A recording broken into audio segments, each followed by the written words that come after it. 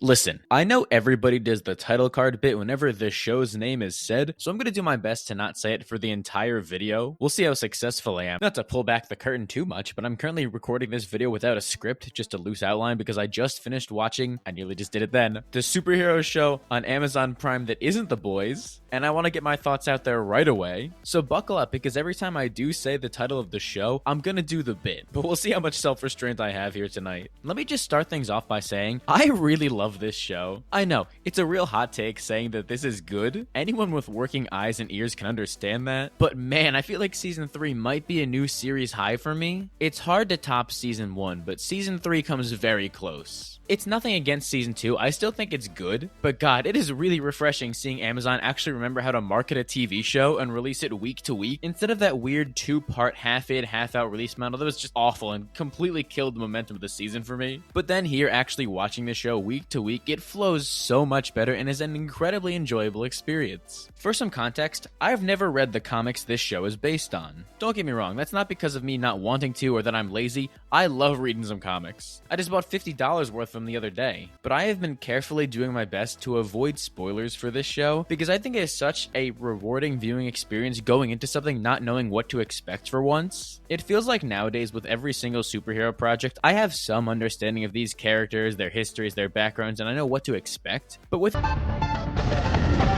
Oh god, I did it. Alright, well, let's see how long I can go without saying it again. With this show, I never know what's going to come next, and I think it is so exciting as a viewer. It's what made the Omni-Man twist hit like crack in the first season, because I really didn't expect them to do the evil Superman trope and do it better than anyone else ever has. And now in this third season, it feels like they're upping the ante like crazy as we enter a whole new chapter in Mark's life, with new things I could have never predicted happening every other episode. It is so enjoyable and fun to just go along for this ride and see where the show takes you, especially considering the fact that this show is both a satire and a love letter of the superhero genre. They're not afraid to take shots at characters, tropes, even the animation genre as a whole, but it's never done in a mean way that feels like it's out of spite or actual disdain for the genre. It all comes from this earnest sense of love and appreciation for the superhero genre, as it's more so subversion than satire. They're taking these tropes we've become oh so very familiar with and turning them on their head as they put these characters in new situations that work better than ever in an oversaturated superhero genre where every single trope has already been done to death. It's nice to see a show that cares so deeply about the medium they're representing. Like, for example, I enjoy The Boys. I think it's a very fun show, but a lot of the time, the satire is very on the nose and feels like it comes from a place of shock value and like they're just trying to tear down the things they're parodying. Whereas here, they do a fantastic job of uplifting those tropes and trying to do new and exciting things for them to keep this genre thriving. It goes a very long way in making this show stand out in a sea of superhero projects, and I seriously could not recommend it more. It is damn near perfect in every single way and so captivating to watch week to week. I'm going insane already just waiting for season 4. But here's the thing. I don't want to beat a dead horse because everyone and their mother could tell you this, but if there's one place this show falters, it's in the animation. They have their moments where they lock in, which we will get to,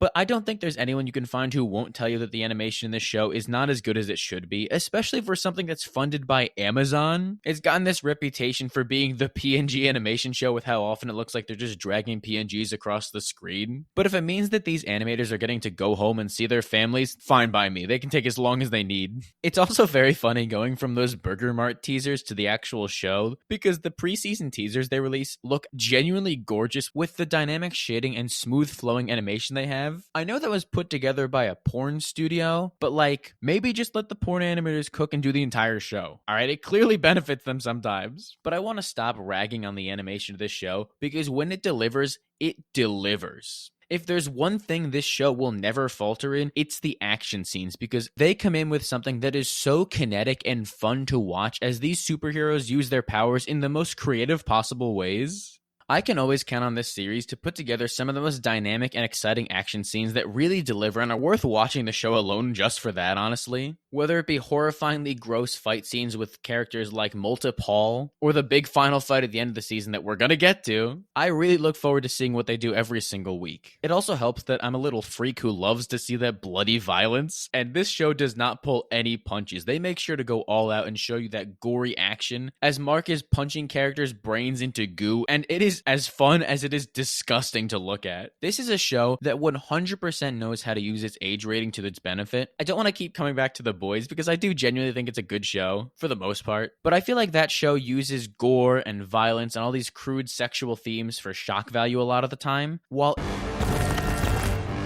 no, this is so much harder than you'd think. But this show uses it to enhance the story that they're telling. The blood and guts aren't there just to shock you. They're there to put into perspective how powerful these characters are and showing you the sheer horror of their capabilities as they go all out and doing the most disgustingly violent things possible. It's just another way this show stands out from the rest of the genre, as they're very self-aware and using these bloody, violent scenes very carefully in a way that makes what you're watching better on almost every single level. It tells me that they know what they're doing, and it complements the fantastic writing of this show so well. Alright, now seems like a good as time as ever to actually start talking about the writing and the characters of this show, because that is where this series succeeds the most. Obviously, our titular character of Mark Grayson is handled really well here. This might be the most interesting he's been for me personally. He's had to go through a lot in pretty much every single episode, and he got his ass kicked more times than I can count. But I really love the direction they're taking his character as he's coming into his own as a superhero and trying to figure out what kind of hero he wants to be. Obviously, he was raised by his mother to be this protective beacon of good, but in a world that is as screwed up as this one is, it's kinda hard to be a hopeful superhero, and someone who doesn't cross that line of killing people. I think it's really interesting how this show approaches the moral dilemma of murder, because so often in the superhero genre, we see it presented as this extreme evil and something you can never do. Obviously, in things like The Batman and Daredevil, we get to fully explore that and see characters who refuse to break that no-kill rule. But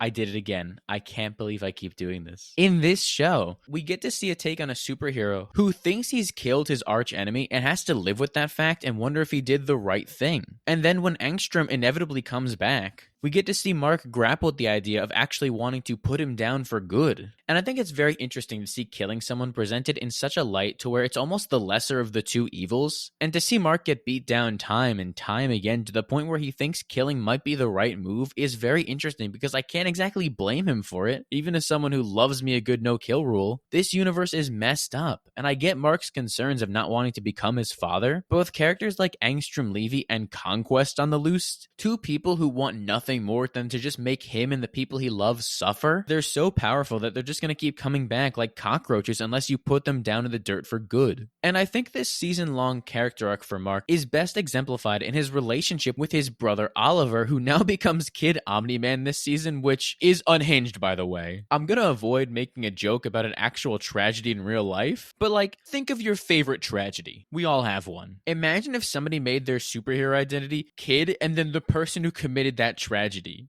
That's crazy. But the way they play it off as a joke is so funny, and I think that Oliver's character walks a very fine line between endearing and incredibly annoying. Not in a way that makes me groan, but in a way that's very charming, where he actually feels like a kid who has superpowers and would obviously want to go use them as soon as possible. And now we have to see both Debbie and Mark step up to try and figure out, how do you take care of a kid who has a superhero from this young of an age? And it kind of forces Mark into this mentor role, but he's definitely not ready for that, and he has to make some very tough decisions. And it comes back on him in some very compelling ways, as he has to try and justify not killing someone to Oliver when he's making some very smart points, but Mark is doing anything in his power to make sure he never becomes like his dad at all, and that includes not killing people. And then you get crazy moments like when Oliver actually does kill someone and Mark has to now live with the fact that his little brother is a murderer. I like the dichotomy of Mark trying to kind of preserve Oliver's childlike innocence and not turn him into this monster at such a young age, but Oliver's persistence as he knows what his father has been and sees his ways and is trying to do what he did in a heroic way. It makes for an interesting debate that I wasn't expecting them to pull off this well, especially with a kid telling half the story, but this show just does not miss. And then you look at the other side of Mark's arc for this season as he gets in a relationship with Adam Eve, who, by the way, I think is the MVP of this season. Her special episode they released a few years ago is one of the best things Amazon has made in general. I still think it has the best action scene in all of it. I'm sorry. It might have the best action scene in the entire series as we get to see her use her powers in such fun ways. And I feel like they've had her on the back burner for so long, but now this season she finally gets to step up and be the co-main character she deserves to be, and it goes a very long way in making this season work as well as it does. I love her chemistry with Mark. They have such a great relationship together. I don't even know if I dare want to give my take on this discourse because seeing some of the comments on this one character is unhealthy, but I liked Mark and Amber together. I thought they had a very interesting relationship as this person who learns about Mark's secret identity, and the way she handles that felt natural to me. I didn't really have a problem with it. I don't understand the vitriol she gets online for having a normal reaction to finding out your boyfriend has been lying to you all this time. And it makes for compelling TV. Do you know how boring it would be if everybody was just like, oh yeah, you're a superhero, that's a-okay with me? I like seeing flawed characters have debates like that. It makes this stuff so much more interesting to me. But I will fully admit that I think Mark and Eve work way better here. Seeing two superheroes date each other like that and having this common understanding of what the job entails feels like such a natural decision. And Mark is so incredibly down bad and pathetic for her, which I love. This man will do anything for Eve, and I think that's incredible. And it's not like a toxic relationship or anything. They both reciprocate these feelings. It's very fair for the both of them. I just like seeing the way that they handle it, where Mark will do anything for Eve in a moment's notice. That man is in love, and I'm happy for him. He needs a win with how often he gets his butt kicked.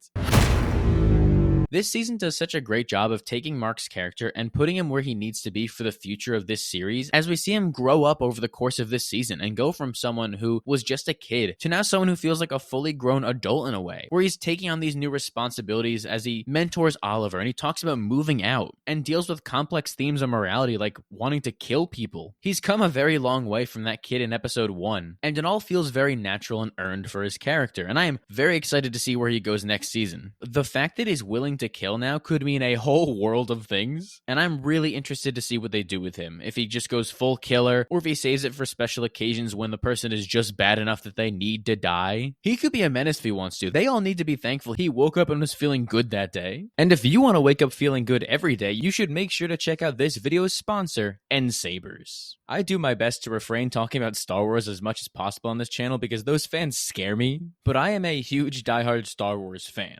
And for my entire life, I've wanted nothing more than to have my own lightsaber. But anytime I looked online, they are either way too cheap or way too expensive, and I couldn't find one in between that seems to be an actual good quality build. That is until N-Sabers reached out and sent me their Luke 1 model. And I am 100% serious when I say this. This is the coolest thing I own now. I've had this thing for about a week now, and I think I play with it literally every single day. It is so much fun and incredibly surreal to have this in your hands. The build quality of it is genuinely incredible. It feels like what I always imagined a real lightsaber to, but what really takes this to the next level are the lights and the sound effects, because it makes this thing come to life in the best and most satisfying ways as you wave it around your room and it has this reactive sound. And the light source from the NeoPixel blade is so incredibly bright and comes in a wide variety of colors. So if you're like me and you want to break canon and have one lightsaber base with a different color, you can do that along with a wide variety of different sound effects, presets, and even customization that you can do to make this lightsaber your own. This is such a great lightsaber to have that perfectly walks the line between replica and something you can actually use, whether it be for your own fun or in actual combat settings.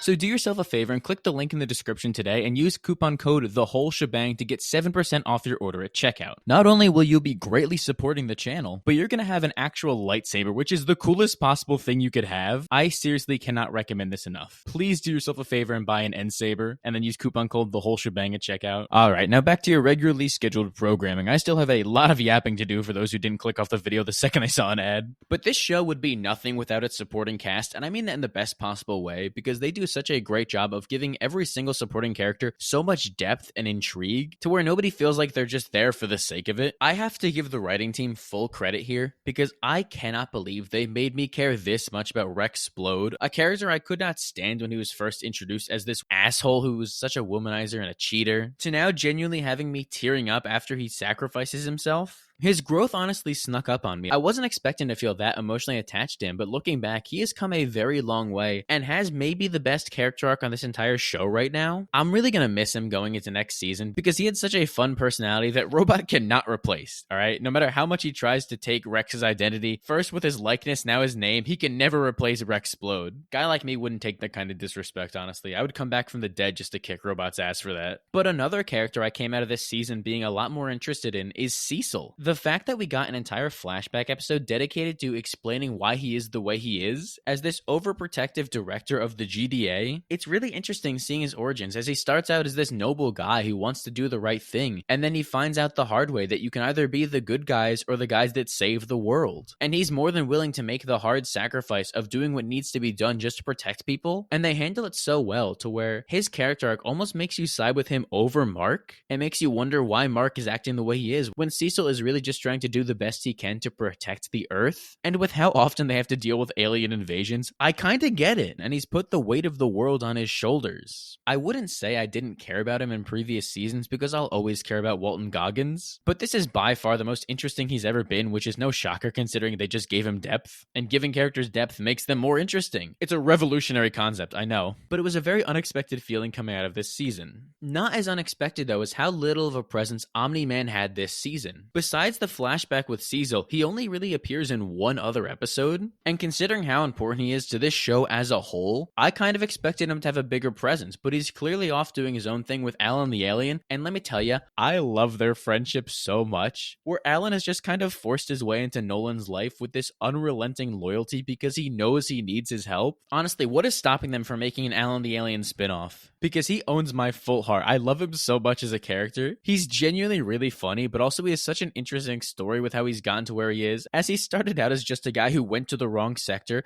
and now he's been experimented on and is jacked, and is now working alongside the biggest genocidal maniac Earth has ever seen. That entire episode is so memorable for me, as we just see them rip through Viltrumites in space. That knuckle sandwich they do to that one guy's head is vividly in my mind right now. I honestly have no idea where those two go from here, but I'm very excited to see the direction they take. I hope we get to see them more in season 4, but maybe it's just this one-off episode appearance for now, as they build them back up to this big return coming down the line. Who knows? I mean, a lot of people know. It's already written out in the comics, and this show seems to be pretty faithful to the comics. But I'm really interested to see, because as much as I love the other side characters in this show, I really do miss seeing Mark interact with his father, because they have the most electric dynamic in this entire show. And with where Mark is now as a character, and where Nolan is as a character, it's kind of like they're meeting halfway, as Mark is starting to kill people, and Nolan is starting to miss his wife. They've changed a lot since their last interaction, and I'm very interested to see how that's going to change their relationship going forward. I don't want to sound like a broken record, but this show does such a great job of slowly building these characters up and changing them over time to where it's unnoticeable in the moment, but looking back, they feel like completely different people, and you can't help but enjoying watching their journeys. Except for the Immortal. He still sucks. I do not care for that guy at all. Even if seeing him in the future does give him some interesting characterization, he really just sucks, man.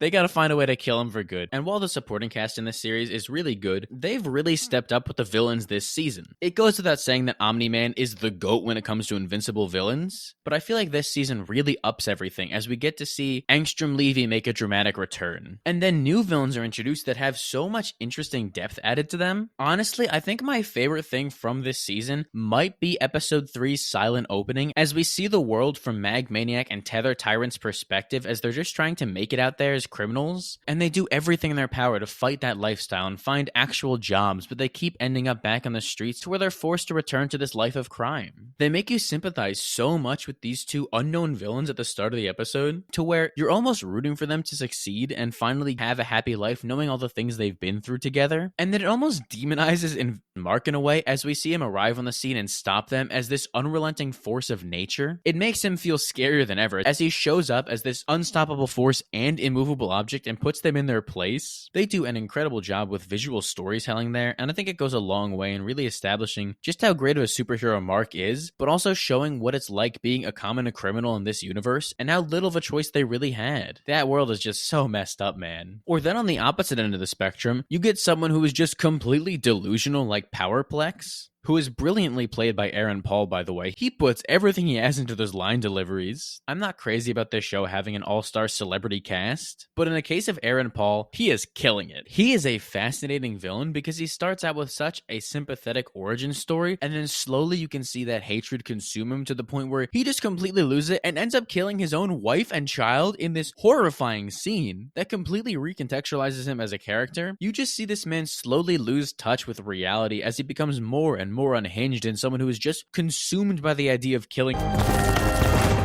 I'm not even going to acknowledge it anymore. We all hear it. I'm trying my best. It's that kind of subversion where these characters could lean really heavily into the sympathetic villain trope, but they flip it on its head and take you on this emotional roller coaster of feeling bad for these characters and wanting them to get their revenge to now hating them with your entire heart because of the horrible things they've done for the completely wrong reasons. And I feel like it's only in a show like where we see that kind of cool genre-flipping storytelling. All right, I can't go any longer without talking about the two big events this season, so let's start off with the war. Going to this season, I knew of a few spoilers, that being this oncoming war and that Conquest was on his way, so I was really looking forward to this. I have a friend who lives and breathes this show and the comics, so he was able to help give me some context and set my expectations in a realistic way. So I didn't go into expecting it to be this season-long arc. I knew it was just one issue of the comics, but I really like how this show takes so many different variants of Mark and gives them all a unique background and a surprising amount of lore and background to make you actually interested in these characters. It's a lot more than just, oh, this is evil Mark from another dimension. No, this is a version of Mark who has been through a lot, and you can understand why they've taken these turns in their lives. And while you may not agree with it, you can at least see where they're coming from, as they've been completely manipulated by Angstrom Levy to do his bidding. Except for maybe someone like Target Invincible, who just seemed to be in it for the love of the game. And you know what? That's fine. I do really love villains who are just pure evil for the sake of it. Mark's reputation is in the mud forever now, after all these imposters just kind of destroyed the world. But I think Angstrom's plan is genuinely very interesting, as he wants to destroy his legacy before actually killing the guy. He puts that freaky brain to good use. You can also tell that they started to save the budget for this episode because the animation is noticeably better here. Obviously, we get that heartbreaking Rex sacrifice in this episode, which I still haven't recovered from. I should have taken the fact that he said everything was starting to go well in his life for once as a clue that he was dying to start getting myself emotionally prepared. That really hurt. But after such a visually spectacular episode, broken up into 3 different chapters showing how terrifying this war must have been, Mark doesn't even get a second to breathe because we finally get to jump right into Conquest. Ever since this show started, I've heard the name Conquest and been so ready to see this bald dude finally show up, and the wait was worth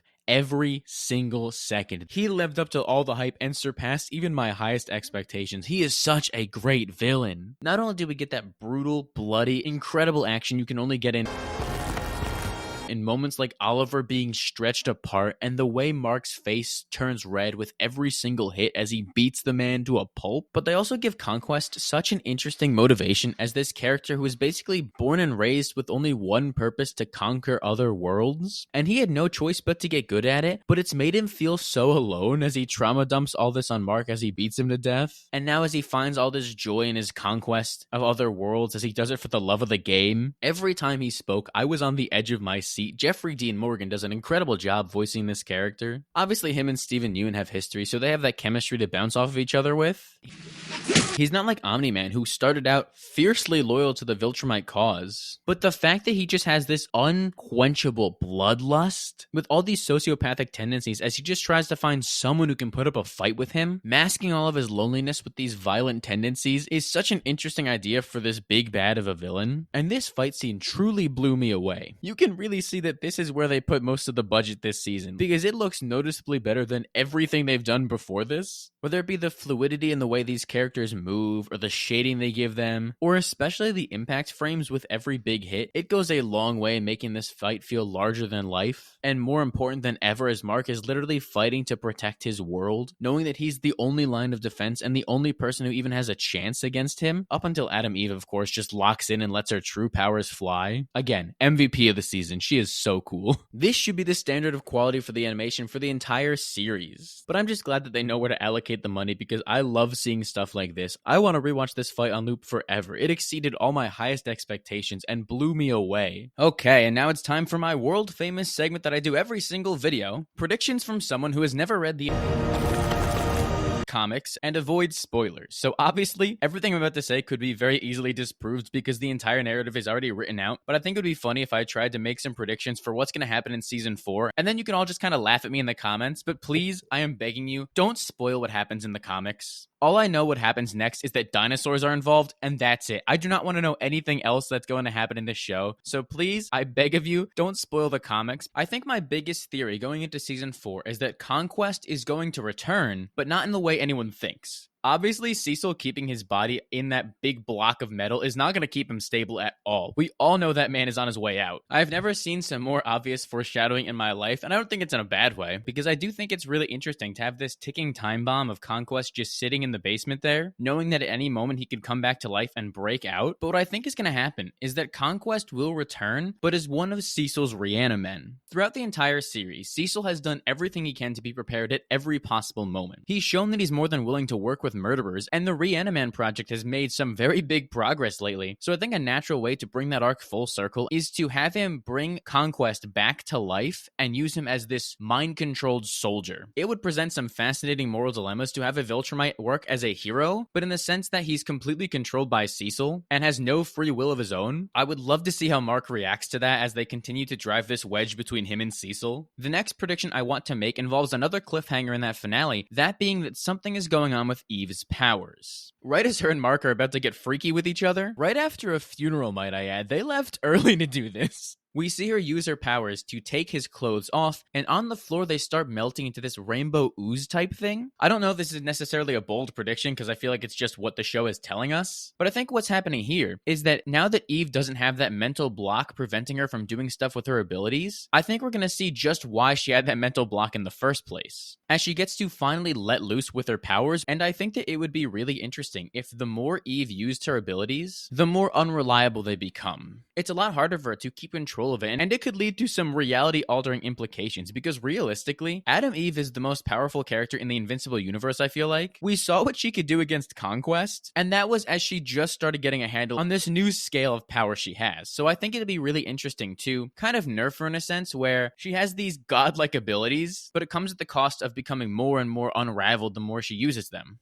Angstrom Levy is someone I have not been able to figure out because I feel like his story keeps ending and he keeps finding new ways to come back. But his alliance with the Technicians has me really interested because it seems like they want him to do a favor for them. So I have to wonder if Angstrom Levy is about to make them maybe the strongest race in the universe and they take over the Viltrumites somehow. I feel like that would be a crazy twist that comes out of nowhere. But they have to have some kind of grand implications that are going to come and backfire on Mark and maybe even Angstrom Levy himself. I do really like that he keeps coming back, though, especially as Mark continues to get worse and worse mentally, because we get to see him have these checkpoints where he's face-to-face with the man he wants to kill time and time again, and now maybe this time he finally pulls the trigger. And I think it could be interesting if Angstrom maybe feels some remorse for his actions this time around, and right as Mark is about to kill him for real, we kind of see him grapple with this man who's trying to make amends for his actions after he accidentally created this incredibly powerful race, and now he comes to Mark for help. I just feel like it'd be such great dramatic storytelling if they really lean into that and show this dichotomy being flipped on its head, as Mark is now in his dark and brooding era while Angstrom is trying to do whatever he can for forgiveness. But when it comes to forgiveness, obviously the big plot thread hanging over us all is Omni-Man and Alan. I have no idea how both of them fit into this, because they're so separated from the rest of the plot right now. All I can predict is the most obvious thing, which is that I think Omni-Man is going to return to Earth right as Mark has reached his absolute breaking point, and we're going to see a version of Omni-Man more human than ever as Mark is becoming more detached from reality as he's trying to kill more and more villains. And I feel like it would be such a powerful moment if Omni-Man returns to Earth right as Mark is about to kill someone big. Maybe another Viltrumite comes in and Nolan stops him from killing them. That would be fascinating and show just how far these two characters have come. As Mark realizes what he's becoming, and it's only the person who's been there and done that can stop him from doing that again. And obviously Mark isn't going to trust him, but God, I feel like there's so much potential in exploring that dynamic, and I cannot wait to see what happens there. I am so hyped. I feel like I've just taken 20 shots of adrenaline just thinking about what their potential reunion could look like, especially now with Oliver growing up and having that reunion on that front too, where he gets to see his dad again. All I know is that they are cooking right now, and I am really looking forward to seeing what comes next. All in all, I think that Season 3 continues to be a remarkable show. It's right up there as maybe the best season of the entire show, as they continue to push the envelope with these new exciting ideas in bold ways that make you ridiculously invested with what they're doing. There's a very heavy focus on character development this season, as they're putting these heroes in very specific places to where they need to be for the future of the show, and it almost breathes new life into the series. We're seeing completely new dynamics form, all these relationships broken or people coming closer together. It feels like they're really hitting their stride here as we get to see these characters grow and change in very exciting ways, all while we're getting some of the best action in the superhero genre with some gorgeous animation when they can actually afford it, and it makes for an incredibly rewarding viewing experience. This show continues to prove itself as one of the most reliable and consistent superhero shows. No, not just a superhero show, just show in general. Whenever they can finally put together a new season, they constantly bless us with incredibly creative storytelling, done in the most subversive ways that constantly keeps me guessing and on the edge of my seat. It's easily accessible to bring new fans into the genre, and for diehards like myself, it's incredibly satisfying seeing these tropes turned on their head and done with this fresh reimagining. It's taken things I'm so sick of, like the evil Superman trope, and doing it in so many refreshing ways as they do other things like paint the world in this gray spectrum of morality that we have to explore. And the best part is that even throughout that, it never loses sight of these hopeful and inspirational ideals. The show never feels like it's beating you down worse than any ass-kicking Mark has ever taken with these depressing ideals, because it has a healthy balance of positive moments in Mark's personal life, or in promising character growth that pays off in some very satisfying ways. I'm not telling you anything new or something that somebody else hasn't said, probably even better than me, but this show is special and we are all lucky to be around at the same time as it. I am so glad that this show exists and I get to experience it as a new fan and fall in love with these characters and story arcs, as I'm now realizing how much I never knew I needed this in my life. It is a beautiful breath of fresh air that the superhero genre desperately needed. Alright, now let's put a tally up on the screen of how many times I said invincible throughout this video. I'm genuinely curious how many times I slipped up. I don't want to record my reaction to it later, so I'm just going to pre-record a reaction now. We'll see how it lines up. Wow, I did so good. I can't believe I only said it this many times. That's crazy. Alright, but on that note, I think I'm going to go ahead and end things here. So thank you all for watching. Why don't you let me know what you thought about Season 3 of Invincible? Add one more to the tally now, I guess. I would genuinely love to hear what everyone has to say and continue the conversation down below. And while you're at it, you may as well give the video a like and subscribe so you don't miss the next one. If you don't do it, I'm going to go all Conquest on your ass and fold you like a pancake, so you can either subscribe or stand ready for my arrival, worm.